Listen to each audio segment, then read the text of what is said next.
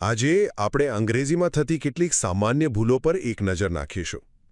અંગ્રેજી બોલતી વખતે તમને ક્યારે એવું લાગ્યું છે કે યાર કંઈક બરાબર નથી લાગતું? મોટાભાગે છે ને આવું ત્યારે થાય જ્યારે આપણે ગુજરાતી વાક્યોનું સીધું જ અંગ્રેજીમાં ભાષાંતર કરી દઈએ. તો ચાલો આજે એવી 3 નાની ભૂલો પર વાત કરીએ જે સુધારશો ને તો તમારું અંગ્રેજી તરત જ વધારે નેચરલ લાગશે.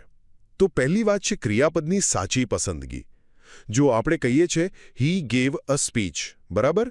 પણ એના કરતાં હી મેડ અ સ્પીચ કહેવું વધુ સાચું છે. એવી જ રીતે પરીક્ષા આપવા માટે ગિવન એન એક્ઝામ નહીં પણ ટેકન એન એક્ઝામ કે પછી સેટ ફોર એન એક્ઝામ કહેવાય. હવે બીજી ભૂલ જે ઘણા લોકો કરે છે એ છે કપડાં પહેરવા બાબતે. જો તમે કહો કે આખો દિવસ હું સ્વેટર પહેરી રહ્યો હતો તો એનું અંગ્રેજી I was putting on a sweater all day નહીં થાય. યાદ રાખો, પુટ ઓન એટલે કપડાં પહેરવાની ક્રિયા અને વેર એટલે એ પહેરેલી હાલતમાં હોવું. તો સાચું વાક્ય થશે I was wearing a sweater all day. અને છેલ્લે ત્રીજો મુદ્દો છે કેટલાક રોજિંદા વપરાતા શબ્દ સમૂહોનો. જેમ કે સાયકલ પરથી ઉતરવા માટે got down from a bicycle નહીં પણ ગોટ ઓફ હિઝ બાઇસિકલ કહેવાય.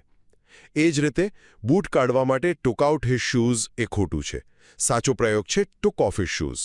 તો બસ આ નાની બાબતોનું ધ્યાન રાખશો ને તો તમારી અંગ્રેજી બોલવાની રીત વધુ સચોટ અને સ્વાભાવિક